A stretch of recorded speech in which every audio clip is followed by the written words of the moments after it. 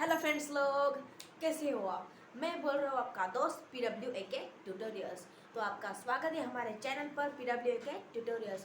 तो आज हम देखने वाले हैं 9th स्टैंडर्ड का फर्स्ट लेसन जिसका नाम है सेट्स। और आपको बता दूँ इस लेसन का ये है लेक्चर नंबर 6 और आज हम देखने वाले हैं प्रैक्टिस सेट 1.3। तो बिना किसी देरी के हम शुरुआत करते हैं हमारे प्रैक्टिस सेट 1.3 की।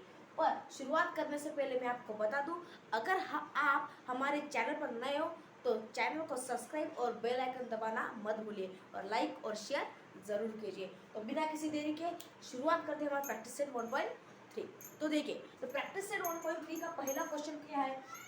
If A is equal to in curly bracket A B C D E, if A is equal to in curly bracket A B C D E, B is equal to C D E F and C is equal to B D and D is equal to A. आपको समझ में आ गया।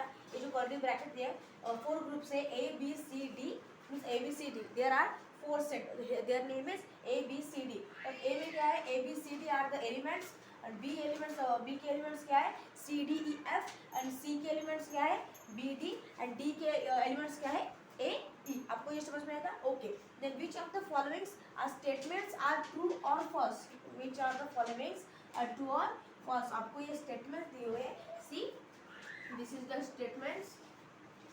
Okay okay, आपको ये बताना है कि ए बी सी डी इन जो सेट्स है दिन which of the following statement true और फॉल्स। आपको यहाँ कुछ एग्जांपल्स दिया है, there are 6 examples are given here. So इन एग्जांपल में से कौन सा स्टेटमेंट फॉल्स है या ट्रू है ये आपको बताना है और आपको लिखना है। तो आपको सबसे पहले क्या स्टेटमेंट है, C is the subset of B. ये आपको पता है ना, ये साइन किसका है, सबसेट का साइन ये है। ओके, सबसेट का साइन कैसा है, it is. Okay, then first example is C is the subset of B. क्या ये मैं इरेज कर देता हूँ। Okay, C is the subset of B. तो आपको पता है सबसेट कैसा होता है। सबसेट में सी के सभी एलिमेंट्स बी में मौजूद होने चाहिए। ओके, सी के सभी एलिमेंट्स बी में होने चाहिए। ओके, तो हम देखते हैं कि सी के एलिमेंट्स बी में है क्या, इट अगर है तो ये स्टेटमेंट करेक्ट है, अगर नहीं है तो ये फॉल्स है। सिंपल है ना। ओके, तो हम देखते हैं कि C is the element of B. C में एलिमेंट्स क्या है बी डी एंड बी में एलिमेंट्स क्या है बी एंड सी। डी तो है पर बी है क्या नहीं, तो this statement is false. Okay, इतना सिंपल ना। ओके, ये समझ में आ गया। First statement is false. The second statement is A is the subset of D. A is the subset of D. अब हमें क्या देखना है कि ए के सभी एलिमेंट्स डी में मौजूद होने चाहिए। तो ए में क्या है A B C D. Okay, A B C D, पर डी में क्या है सिर्फ A E. Then B C D कहाँ गए, बी सी डी है या नहीं, तो ये स्टेटमेंट भी फॉल्स है। इसका आंसर क्या है, false. This statement is false. The third statement is D is the subset of B. क्या है, D is the subset of B. तो डी कहाँ है, डी ए ई, और बी के एलिमेंट में डी के एलिमेंट्स बी में मौजूद है क्या, ये हमें चेक करना है। तो अगर डी के एलिमेंट्स बी में है तो ये स्टेटमेंट सही है, अगर नहीं है तो फॉल्स। ओके, तो हम चेक करेंगे। Then D is equal to in curly bracket A E. Okay, D में क्या है ए ई और बी में क्या है C D E F. C D E F means B में ई तो है, यू कैन सी बी और डी में ई है पर बी में ए नहीं है। So this statement is also false. Okay, this statement also false. Okay, there are four statement is, okay, there are four statement is d is equal to d is the subset of a, d is the subset of a, d is the subset of a। d के सभी elements a में मौजूद होने चाहिए। तो अब हम check करेंगे कि d के सभी एलिमेंट्स भी a में है क्या। ओके, तो d is equal to इन करना है a e। d के एलिमेंट्स क्या है a e, a के एलिमेंट्स क्या है a। यहाँ पे हम सबसे पहले देखेंगे a e है क्या, then a and e, yes, then it is the true statement because the all elements of the D is presented in the A, then this is the true statement। okay, तो हमने यहाँ लिख दिया true. Okay, समझ में आ गया। Okay, तो अब फिफ्थ स्टेटमेंट क्या है, B is the subset of A। What is B is the subset of A, then B के सभी एलिमेंट्स A में होने चाहिए। तो B का है यहाँ रहा है हमारा B। तो B is equal to in curly bracket C D E F। क्या है C D E F and B is the subset of A। it is correct or not, C D E F and C D E, but F यहाँ है या नहीं, it is, so this statement is false। okay, आपको होता है ना यहाँ सभी एलिमेंट्स होने चाहिए, एक भी एलिमेंट्स नहीं हो तो ये फर्स्ट स्टेटमेंट हो सकता है, मीन्स ये है। ओके, ये आपको समझ में आ गया। Then are the sixth and the last statement is C is the subset of A. क्या है? C is the subset of A. C is the subset of A. The A is the biggest set in this group. Okay, आपको बता दूं B D C में elements क्या है? B and D. And A के elements क्या है? B D है क्या यहाँ? Yes, B and D, the two elements are present here in the A set. This statement is known as the true statement. Okay, आपको समझ में आ गया। आप इसका स्क्रीनशॉट भी ले सकते हो। और इस लेक्चर में प्रैक्टिस सेट 1.3 लेक्चर नंबर 6 हम देखेंगे 4 क्वेश्चंस और बाकी के क्वेश्चंस हम देखेंगे अगले लेक्चर में। ओके, आप स्क्रीनशॉट ले सकते हो। ओके, तो अब हमारा शुरू होने वाला है प्रैक्टिस सेट 1.3 का second number question. Okay, it is also easy question. So क्या है? Take set of natural numbers. Okay, take set of natural numbers from 1 to 20 as universal set. Okay, 1 to 20 as universal set and show X and Y using the Venn diagram. आपको पता है ना Venn diagram कैसे होना चाहिए? John Venn ने Venn diagram का आविष्कार किया है। तो इस एग्जाम्पल में हम यूनिवर्स सेट को x एंड y को इस यूनिवर्सल सेट में क्या वेन डायग्राम में दिखाने वाले हैं। तो ओके, तो सच मीन्स क्वेश्चन क्या है? फर्स्ट क्या है? x is equal to in curly bracket x such that x is an element of the natural number but means x is less than 7 and x is more than 15. No, it is wrong. Okay, x is more than 7 but less than 15। क्या है? x is less than 7 but more than 15। तो ये numbers कौन से आएंगे? पर सबसे पहले मैं लिख लेता हूँ यूनिवर्सल सेट। हमारा यूनिवर्सल सेट क्या है? 1 to 20 नंबर्स। तो यहाँ हम क्या लिखेंगे आंसर के रूप में? u इज इक्वल टू 1 करली ब्रैकेट डाल देता हूँ 1 2 3 4 5 6 7 8 9 10। ओके, 10 11 12 13 14 15 नहीं आएगा। ओके, 15 आएगा यूनिवर्सल सेट है। 15 16 17 18 19 एंड 20। ये हमारा यूनिवर्सल सेट कंप्लीट हो गया। अब ये बात हो गई यूनिवर्सल सेट की। अब हमको क्या दिखाना है? x का। और x का नंबर्स क्या है? x is more than 7 but less than 15। 7 से ज़्यादा नंबर वाला और 15 से कम नंबर वाला, 7 से जो ज़्यादा नंबर है means more than 7 and less than 15, ये सभी नंबर्स क्या है? x के सेट में आ जाएंगे। तो x इज इक्वल टू क्या आ जाएगा? इन करली ब्रैकेट 7 से ज़्यादा हो गए 8 9 10 11 12 13 and 14।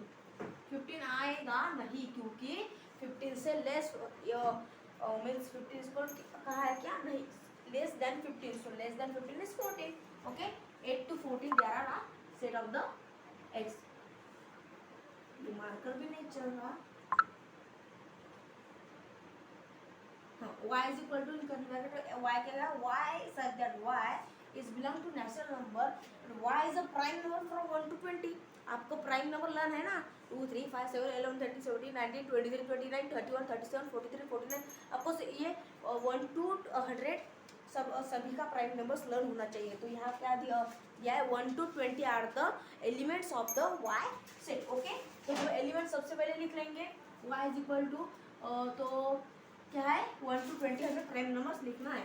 2 then 3 then 5 7 11 13 17 and 19।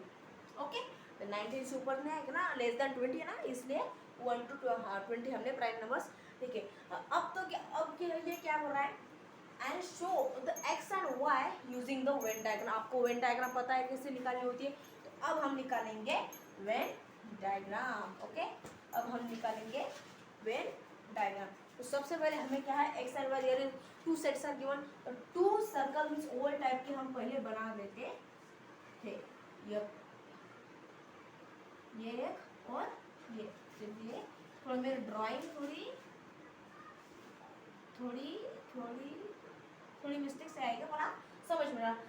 Drawing जरूरी नहीं है दोस्तों, सिर्फ समझना जरूरी है। तो आप इस बात को ध्यान में रख लो कि हमारा फर्स्ट सेट में फर्स्ट ओवल में क्या आ जाएगा?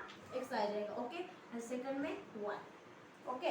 पर ये डालने के बाद हमें क्या करना है, universal set is shown by the, universal set is shown by the what, rectangular shape. तो ये रेक्टेंगुलर शेप तो यहाँ डालना जरूरी है, ओके। ये थोड़ा यहाँ से लेता हूँ, रेक्टेंगुलर शेप, ओके। ये हो गया। और X and Y are the two ovals, okay, and this is the intersection point, okay.